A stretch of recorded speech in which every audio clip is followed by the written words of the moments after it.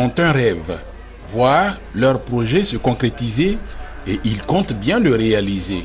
Ils ont pris d'assaut la salle de conférence de l'École supérieure africaine des technologies de l'information et de la communication. Ils participent à la 2e édition du Forum des startups, incubateurs et d'Afrique, encore appelé African Startup Forum 2017. Un rendez-vous dédié aux startups et dont l'objectif est entre autres de célébrer la contribution positive des startups dans le développement des États, pallier le chômage des jeunes en contribuant à l'employabilité et surtout inciter et initier les jeunes à l'esprit d'entrepreneuriat. On le constate, les pays d'Afrique ont besoin de se développer, les pays d'Afrique ont besoin d'innovation et les pays d'Afrique ont besoin en tout cas de pouvoir créer des richesses nouvelles pour permettre donc d'orienter stratégiquement donc le développement de nos États. Et nous avons constaté que dans certains continents, tels que les continents américains, européens et asiatiques, ils ont amorcé leur développement à travers l'innovation et à travers l'écosystème des startups. Et nous pensons que l'Afrique n'a pas droit à rater donc, ce tournant. Et donc nous avons décidé de prendre les devants. Et depuis l'année dernière, l'année 2016, nous avons entrepris donc de pouvoir donc initier ce que nous appelons le forum économique des startups, des incubateurs et des investisseurs qui sont les 3 maillons de la chaîne qui devraient pouvoir permettre donc à ces écosystèmes-là de se développer et par ricochet de permettre aux États de pouvoir également bénéficier donc de ces développements. C'est les startups qui réfléchissent énormément aux différentes solutions à apporter aux différentes problématiques de nos environnements socio-économiques, notamment dans le domaine de l'agriculture, dans le domaine de la santé, dans le domaine de l'éducation, dans le domaine de l'électricité, de l'énergie renouvelable. Vous savez qu'en Afrique, on a des difficultés pour pouvoir donc créer justement ces solutions et pour aider justement les populations à s'en sortir.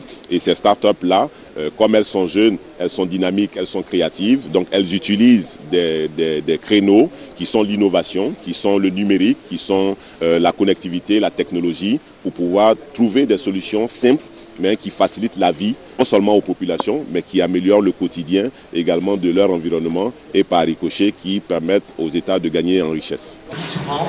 Pour cette seconde édition de l'African Startup Forum, c'est la sempiternelle question du financement des PME qui est au centre des discussions. Le choix de ce thème parce que tous les pays d'Afrique ont besoin de financement.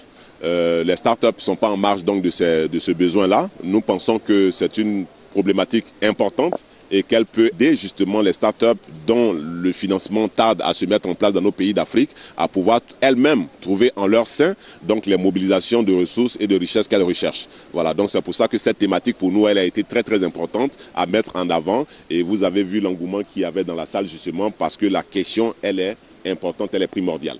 Financement et investisseurs pour les startups en Afrique ou comment les trouver? Une interrogation à laquelle les différents panélistes se sont attelés à répondre. Les panélistes ont défini des modes de financement. Le recours au financement classique, mais surtout à une plateforme de financement ou encore l'aide que peut apporter un proche ou un membre de la famille. Les banques n'ont pas la fonction première de financer des projets. Donc pour ça, on ne peut pas en vouloir aux banques. Les banques, c'est le lieu, comme son nom le dit, pour entreposer, stocker, gérer et pouvoir permettre la facilité d'utilisation. Maintenant, c'est avec la progression du monde et des différentes situations qu'elles sont en train de se tourner vers ces modes, mais ce n'est pas à l'origine le métier. Donc nous devons nous tourner vers des structures spécialisées, des fonds d'investissement qui existent, qui soutiennent les entreprises. Mais après avoir une éducation financière saine, je veux dire quoi, il y a ce qu'on appelle le crowdfunding, le fundraising. Ce sont des moyens de mode de lever des fonds, mais qui à l'origine peuvent se faire localement entre nous, entre personnes de famille, de quartier. Mais le problème, c'est que les personnes qui vont se demander des participations par rapport aux entreprises sont des gens à l'origine à qui on ne peut pas faire confiance parce qu'elles n'ont pas un bon parcours, elles se comportent mal, elles ont souvent grugé ou trompé des gens. Et de ce fait-là, ça donne aux gens de ne pas leur faire confiance. Donc, j'ai dit que l'entrepreneur doit avoir un caractère, doit être quelqu'un de sérieux à qui il faut faire confiance. C'est la base pour avoir toute forme de financement ou de support financier. D'ailleurs, ce n'est pas seulement l'argent qui peut nous permettre de développer une entreprise. On peut avoir un seul conseil qui peut nous aider, un support, un coaching, un mentoring, toutes ces choses peuvent nous aider. il y a des possibilités de financement qui existent au niveau des startups, mais il importe que les startups s'organisent, que les startups donc puissent saisir l'opportunité, notamment qui se présentent au niveau de l'agence emploi jeune, donc de soumettre des projets, mais en se fédérant donc, sur cette plateforme pour bénéficier d'un suivi donc, au niveau de l'agence pour bénéficier de financement, puisque l'agence se porte garant des jeunes auprès des institutions financières, mais par ailleurs de pouvoir aussi saisir toutes les alternatives qui se présentent à elle, notamment au niveau des plateformes de financement alternatives ou même au plan stratégique à travers peut-être des opportunités de crédit fournisseur, d'avance client. Et tout cela ne pourra se faire que à travers la formation, à travers donc des renforcements des capacités, autant que nous sommes en train de le faire actuellement, pour que ces startups-là comprennent qu'il importe déjà de se donner un minimum aussi de crédibilité. Il faut réaliser des business plans, il faut, comment dirais-je, produire des prototypes, toutes choses qui pourront donc convaincre, j'allais dire donc les institutions financières, les bailleurs de fonds, l'agence emploi jeune, des potentiels associés ou même toute personne à qui ils pourront s'adresser sur des plateformes de mobilisation de ressources. Cette deuxième édition de l'African Startup Forum aura été une véritable école pour ces jeunes entrepreneurs. Après les différents panels sur où trouver les moyens pour développer leurs affaires, ils ont eu droit à un véritable cours d'entrepreneuriat avec l'homme d'affaires Alain Quadio, PDG du groupe Keidan. L'administrateur de la Maison des patrons de Côte d'Ivoire, CGIC, a partagé son expérience avec ses 4D. Il a défini la rigueur, le travail et le sacrifice comme les clés pour réussir un entrepreneuriat. Il n'y a pas de recette pour être un bon entrepreneur. Je vous dirais que le mauvais entrepreneur, c'est celui qui ne pratique pas certaines valeurs. Le mauvais entrepreneur, c'est celui qui n'a pas de rigueur. Le mauvais entrepreneur, c'est celui qui n'a pas la valeur très en lui. Le mauvais entrepreneur, c'est celui qui va confondre la caisse de l'entreprise avec sa propre caisse. Le mauvais entrepreneur, c'est celui qui ne fera pas de planification. Une fois que ces valeurs-là, on essaie de les pratiquer au jour le jour, il n'y a pas de raison qu'on soit un mauvais entrepreneur. On restera toujours un bon entrepreneur. Et je précise, le bon entrepreneur, il n'y a pas de corrélation directe avec son chiffre d'affaires. Vous pouvez avoir un gros chiffre d'affaires sans être un bon entrepreneur. Et ces bons entrepreneurs, comme je disais, ce sont des valeurs que la personne vit, véhicule à travers ses collaborateurs et ses partenaires. Plus de 15 secteurs d'activité étaient présents à cette édition 2017 de l'African Startup Forum. De l'agriculture à l'artisanat en passant par les technologies de l'information et de la communication, sans oublier l'éducation. La deuxième édition de l'African Startup Forum a prouvé toute son originalité, tant les projets présentés dégageaient des innovations particulières. Nous avons constaté que le cinéma est en Côte d'Ivoire plus fait par des amateurs. En tant que membre de la structure Ivoire Cinéphile formée au département des arts à l'université Félix Houphouët-Boigny, nous voulons apporter un plus au cinéma. C'est-à-dire le cinéma fait théoriquement et pratiquement enseigner à l'école.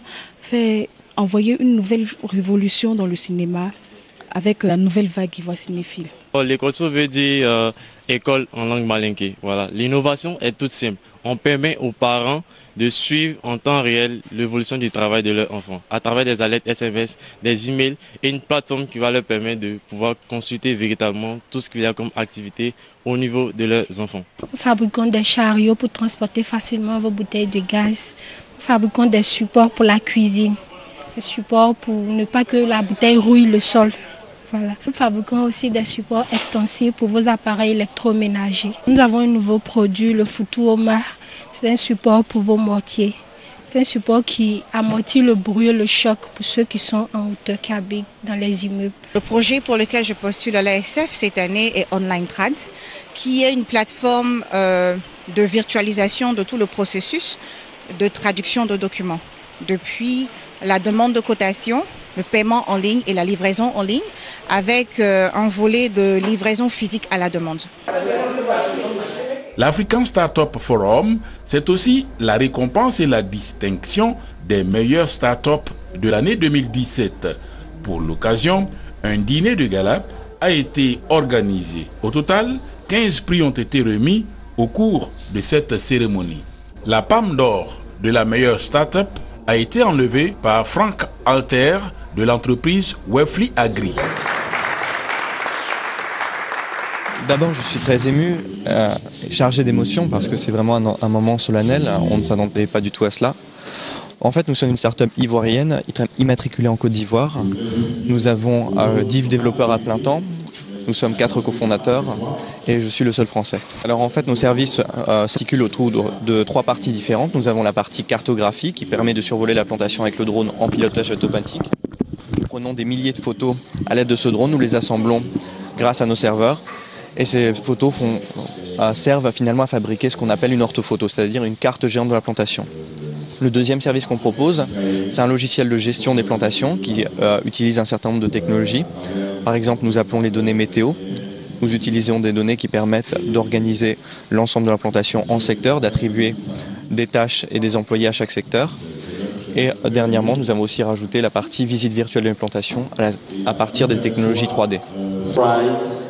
Avec des activités diversifiées, consistantes et tenues par de véritables experts de l'écosystème, African Startup Forum 2017 aura eu un programme alléchant dont les temps forts sont des panels, conférences, ateliers de formation, expositions, afterwork.